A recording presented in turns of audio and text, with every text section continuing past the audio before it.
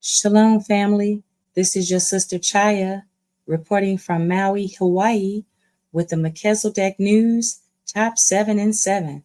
That's right, today's Top 7 headlines in 7 minutes.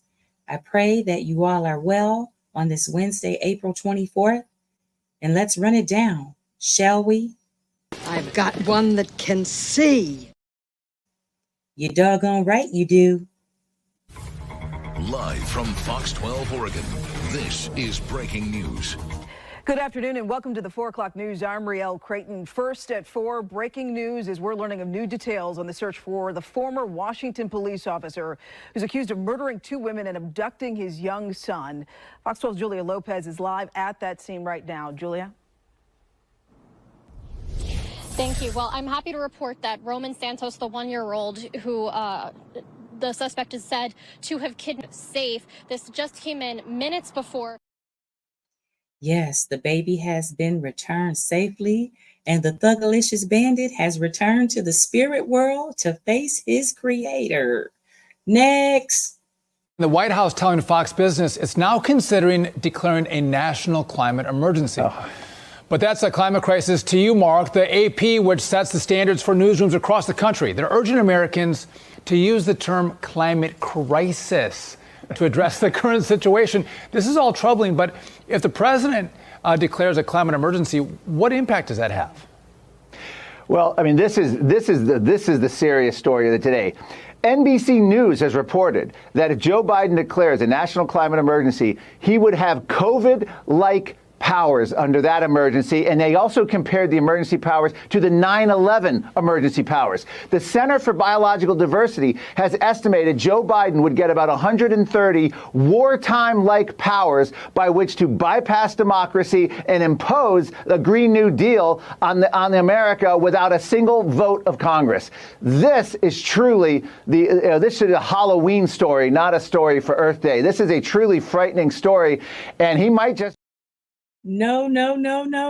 If they give Biden any more power, then we're all doomed. Next. You're watching The Legal Breakdown. So there's reporting now from the New York Times that the Secret Service has begun discussions about what happens if Donald Trump is jailed for contempt during his criminal trial in Manhattan. So we're going to talk about that. But first, just a reminder for those watching that Glenn and I will be doing comprehensive coverage of the entirety of this trial. So if you want to follow along every single day, please make sure to hit the subscribe button. Okay, so Glenn, according to reporting, what came of these discussions from the Secret Service around this prospect of Donald Trump actually being jailed? Yeah, it's about time that they're getting around to talking about how are they going to handle Donald Trump's security, not if, but when he lands himself in a jail cell, because it really does feel like that day is coming in a couple of different ways, both on the criminal contempt front and then in the event of conviction on the sentence. Man, they're talking about Donald Trump behind bars. Can you say Civil War, the movie, coming to life? Order out of chaos, y'all. I'll keep you posted. Meanwhile, Right, happening now nationally, UC Berkeley students and others continue to hold a solidarity encampment on campus to protest the war in Gaza. It's been peaceful so far as similar protests against the war take place across the country. A banner. Protest. Distractions. Meanwhile, in Texas,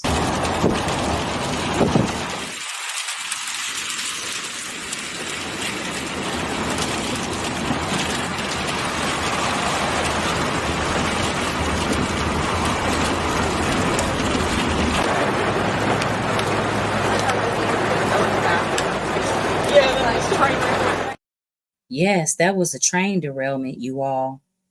But, we got to find that out on TikTok because TikTok telling everybody business. That's why Congress trying to shut them down. I just signed into law the national... U.S. President Joe Biden signed a bill into law that bans TikTok in the United States if its Chinese owner, ByteDance, fails to divest the popular short video app. Here's what... While Congress worrying about TikTok, they need to be worried about these citizens over in Chicago because they about to set it off. The citizens of Chicago have a lot to say after the city council approved an extra $70 million to care for illegal immigrants. The mayor's office says nearly 40,000 of them have arrived in that sanctuary city since August of 2022. Try millions in Texas. Try that out. Well, they are a sanctuary city, Chicago, so what do they expect? They put out the shingle. And tax-paying Chicagoans showed up in force ahead of the city council vote. The city doesn't feel the same anymore. Y'all mismanaging this, failing actually. We need that money in my neighborhood. $70 million. Y'all won't even put $1 million in one neighborhood. Vote for the money for these immigrants today, and we coming for them seats. Yeah. Ooh, they're coming for. Did y'all hear her? She said they coming for them seats. Chicago, y'all better run them coins to them citizens because they ain't playing. They are not playing. They about to set it off over there in Chicago. Well, family, with all this negativity, it's time for a precept of the day. We need some positivity to leave out on. What you got, Sister Chaya? Shalom, family. This is Sister Chaya the Elect with the Melchizedek precept of the day, coming from the 1611 Bible in the book of Jubilees. And the Lord said unto Moses, I know their contrariness and their thoughts and their stiff-neckedness, and they will not be obedient until they confess their own sin and the sins of their fathers. And after this, they will turn to me in all uprightness and with all their heart and with all their soul, and I shall circumcise the foreskin of their heart and the foreskin of the heart of their seed. And I shall create in them a holy spirit, and I shall cleanse them so that they shall not turn away from me from that day until eternity. Well, family, that's your top 7 in 7. Shalom.